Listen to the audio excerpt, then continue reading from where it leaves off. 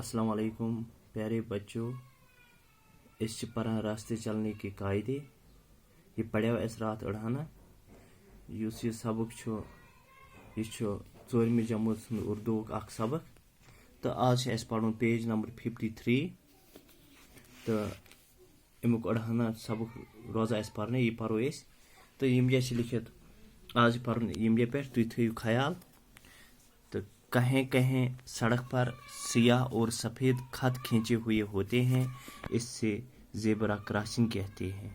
तो कुन कुन जायन सड़कें आर पार अपोर यपोर कुन साथ कुन जाय सड़कें सफ़ेद तो बे क्रिहन रंगुक कह रख हिश त्रित खत त्रित तो अत वन ज़ेब्रा क्रॉसिंग। तो इस जगह पर पैदल चलने वालों का सड़क पार करना मुनासिब है। तो इमी जायन पैदल पकन वल तो गसन इमी जायन कर सड़क क्रॉस तो इमी जायन ठीक सड़क क्रॉस कर यम पैदल पकान, लेकिन सड़क पार करते हुए दाएं बाएं देखना ज़रूरी है। मगर इमी जायन ज़ेब्रा क्रॉसिंग नश अगर पैदल पकन वोल सड़क कर क्रॉस यह कर इमी जायन ज़ेब्रा क्रॉसिंग इम जायन बन तो इमिस जान पज मगर अमिस पज जरूर पज इन कोकन वुचन दाएं बाएं दक्षिण खोर पज गन वुचन तो पत पज सड़क क्रॉस करें।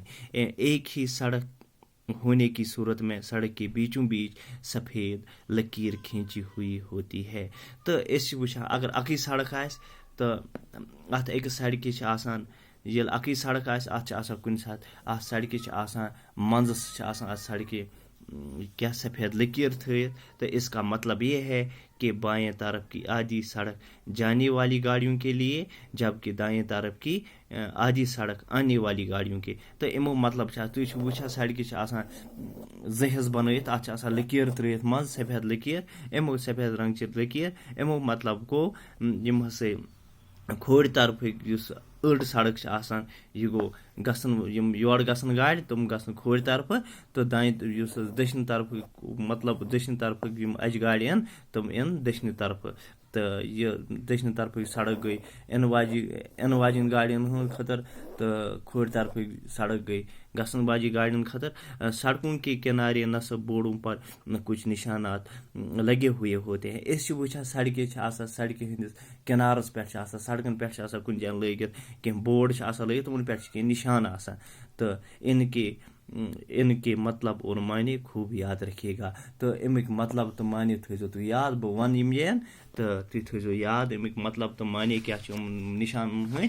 तो इस वुचो निशान एक निशान वुचो तुम वार निशान शाबाश। तो कुन साथ यह अलामत कुन जान हथ बोर्डस पे यह निशान हथ तो इन निशानों यानी सड़क के आगे जाकर दाएं को मुड़ती है, यानी सड़क आगे जाकर दाएं को मुड़ती है। यानी इमो मतलब गो बुथ सड़क को फेरान दक्षिण कुन हसा बुथ सड़क फेरान। तो इमो मतलब गो ये निशान तो यह खोर कुन यह निशान हावन यह एरो तो इमो मतलब गो बुथ हसा मोड़ मगर यह मोड़ फेरान दक्षिण कुन।